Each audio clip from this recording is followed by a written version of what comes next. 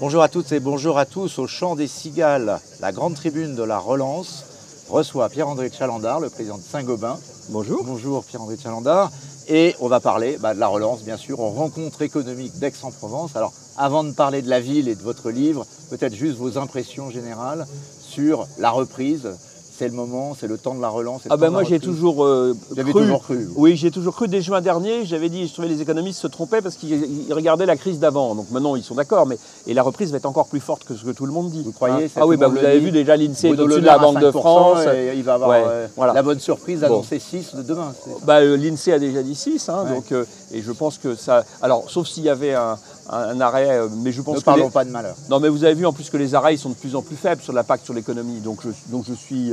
Non, il y a une énergie dans le pays qui est très très forte. Vous la ressentez? Ah oui. Alors nous en plus, si vous voulez, on est en tête de la reprise puisque les gens, quand ils ont été confinés, ils se sont rendus compte qu'il y avait des tas de choses à faire dans leur habitat. Et donc dans tous les pays du monde, on est à un boom de la rénovation formidable. Bon, on est doublement ravis de vous recevoir sur ce plateau parce qu'on reçoit le président de Saint-Gobain, mais aussi l'amoureux de la ville, l'auteur de Le défi urbain, retrouver le désir de vivre en ville. Et on s'est quand même posé la question pendant cette crise, est-ce que les gens voulaient toujours vivre en ville? Là aussi, vous prenez le contre-pied? Écoutez, j'ai écrit ce livre d'abord parce que vous savez que je m'intéresse au climat et que, en fait, 70% des émissions de CO2, elles sont dans les villes. Donc les villes qui ont été de tout temps le lieu de la civilisation, de la fête, du commerce, de la vie, quoi. Eh bien, depuis quelques décennies, elles sont aussi devenues le lieu de la pollution. Et alors avec cette pandémie, il y a une anxiété qui s'est créée parce que c'est aussi il y a plus de contagion en ville. La ville donc est-ce qu'il va y avoir moins attractive. Et donc est-ce qu'il va y avoir? Donc il y a deux raisons pour lesquelles on peut se poser des questions sur l'avenir de la ville.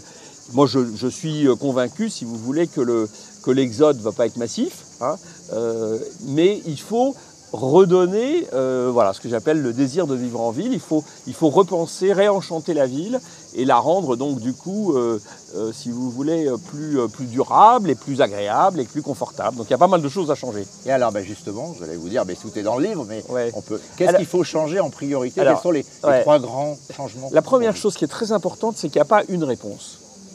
Et que, vous savez, le fantasme de la ville nouvelle où on écrase et on recommence, ça ne marche pas. On a vu ça, on a vu ça en banlieue. Voilà, exactement. Et donc, la seule vraie ville nouvelle que j'ai recensée qui a super bien marché, c'est Saint-Pétersbourg et sa plus grande. Mais ailleurs, et même les projets qui ont lieu dans la planète actuellement, ça ne va pas marcher. Donc, il faut partir de l'existant. Et l'existant, il est différent dans chaque ville. Donc, il faut bien comprendre comment fonctionnent les villes et il faut construire ça. Après, moi, je crois qu'il y a plusieurs choses. Il faut que la ville, il faut travailler un peu la mobilité pour éviter la pollution. C'est une des leçons de la crise quand même. C'est quand même des leçons et je pense qu'il y aura moins de voitures en ville et de la mobilité douce, électrique et douce. Deuxièmement, il faut de la nature. Vous savez, quand on a refait les villes, Haussmann, c'est à la fois des grands boulevards, mais c'est aussi plein de jardins. Donc je pense qu'il va y avoir de la place parce que s'il y a moins de parking, et donc il faut ramener plus de nature en ville. Et puis, il faut un peu de numérique, mais il ne faut pas croire que le numérique va tout changer non plus. La Smart Cities, c'est up to a point. Et puis, il faut des bâtiments qui soient, et là, ça ne va pas vous surprendre. Pour Saint-Gobain. Il faut des bâtiments qui soient plus confortables et il faut un effort massif de rénovation énergétique. Parce que là, on regardait on a tous vu Vancouver, 50 degrés.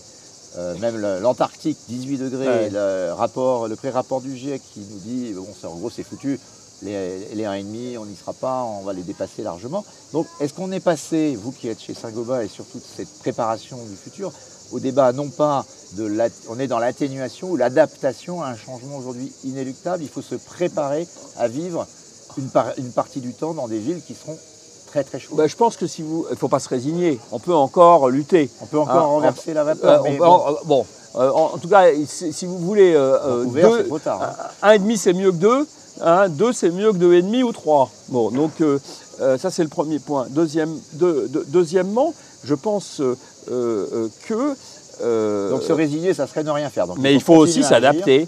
Non, le plus embêtant, si vous voulez, c'est pas ça. Le plus embêtant, c'est que vous avez aujourd'hui une part très importante de la population de la planète qui vit dans des villes qui vont être submergées d'ici 50 ans. La montée des eaux. La montée des eaux, ça c'est je pense. toutes les villes Parce que côtières. si vous voulez, ben oui, parce que si vous voulez, la mer attire la ville, hein, et donc toutes les villes qui sont dans les grands deltas. La plupart des grandes capitales sont des grands ports. Et beaucoup, voilà. Donc là, il y a un vrai sujet, oui. Alors, dans les moyens de s'adapter, vous êtes le patron de Saint-Gobain, donc Saint-Gobain, c'est quand même un élément très important des matériaux de la construction de cette ville de demain, dans plein de domaines. Quelles innovations on peut espérer voir arriver dans les nouvelles constructions qui rendront la ville plus supportable? Qui rendrait la ville plus supportable. Je pense que nous, si vous voulez, on travaille à la fois sur le confort et sur la productivité de nos clients, hein, la performance. Et sur le confort, où il y a beaucoup de solutions qui existent et qu'on continue à mettre en place, mais je pense que le confort, c'est le confort énergétique, mais aussi acoustique. Et dans la ville, c'est très important. C'est la qualité de l'air. Donc les matériaux de Saint-Gobain s'améliorent en permanence pour ça. Après, les grandes tendances pour améliorer aussi, et la reprise est tellement forte aujourd'hui qu'on voit que le problème, le goulot d'étranglement, c'est la main-d'œuvre chez nos clients. Et donc, on va avoir plus de préfabrication, on va avoir plus de construction légère. Alors ça, c'est ce qu'on fait aussi. Donc, on voit plus d'utilisation du numérique pour gagner en productivité. Donc voilà, les deux tendances, c'est confort et productivité. Un des grands enjeux de la ville, c'est quand même d'offrir des logements aux habitants accessibles à un prix à peu près normal. Oui. C'est un des grands défis quand même aujourd'hui, notamment pour les jeunes. Oui. Ils voudraient bien aller vivre dans vos villes plus désirables du futur, mais ils n'ont pas les moyens de se la payer. Bon, alors il faut faire attention. Paris est une ville. Paris est un peu à part, parce que Paris fait partie du village planétaire. En Bretagne, ça fait 20% par an. Même à Rennes. Oui, mais on n'a pas le même sujet qu'on a à Paris. Non, bien sûr. On n'a pas toujours le même pouvoir d'achat. Non, je pense que la mixité et l'inclusion sont des sujets très très importants. Mais là, c'est des politiques d'aménagement de la ville. Il y a des pays qui ont fait ça. On a fait ça en France à une certaine époque. Oui, il faut un aménagement urbain. Il faut se saisir de ce sujet dans sa globalité. Et un certain nombre de maires ont commencé à le faire. Je pense que c'est un... Mais il ne faut pas se dire, si vous voulez, que tout le monde va aller à la campagne. Vous ne croyez pas d'aller au vert? Pourtant, on est pas mal ici. Moi, j'aime bien aller au vert. J'aime bien aller au vert aussi. Mais je pense que si vous voulez, il y a 4,5 milliards de gens qui vivent en ville, il va y avoir 6,5 milliards de gens qui vont vivre en ville en 2050. C'est les grandes tendances. Est-ce que ces gens-là ne vont pas vouloir avoir une forme de vie un peu plus hybride, un peu au vert, un peu en ville, vivre avec des nouvelles solutions de mobilité? Tout le monde va pouvoir se le permettre. Non, je pense que le télétravail mais le télétravail, ça ne va pas tout régler. Moi, si vous voulez, je suis pour le télétravail, mais pas plus de 2 jours par semaine, si vous voulez. C'est ce qu'on va faire chez Saint-Gobain.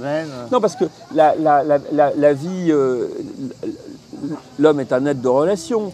La créativité, c'est de se parler. Moi, je crois beaucoup à la machine à café aussi, si vous voulez. Donc, on va pas passer au télétravail complètement. Mais le fait d'y être, de ne pas être tous les jours au travail, on va quand même beaucoup réduire les transports, qui est quand même un temps perdu.